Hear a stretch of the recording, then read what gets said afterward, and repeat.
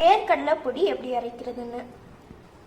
அடுப்பில் ஒரு பேன் வச்சு 2 டேபிள் ஸ்பூன் கொத்தமல்லி பொடி, 1 டீஸ்பூன் ஜீரக பொடி சேர்த்துக்கலாம். 2 டீஸ்பூன் மிளகா பொடி, 1 டீஸ்பூன் உப்பு,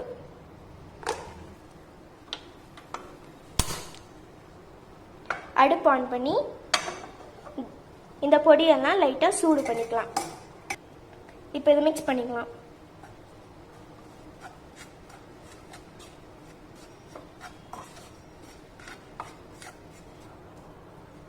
பொடி லைட்டாக சூடானோடனே ஆஃப் பண்ணிக்கலாம். இதில் 1 கப் வேர்க்கடலை எடுத்துருக்கோம்.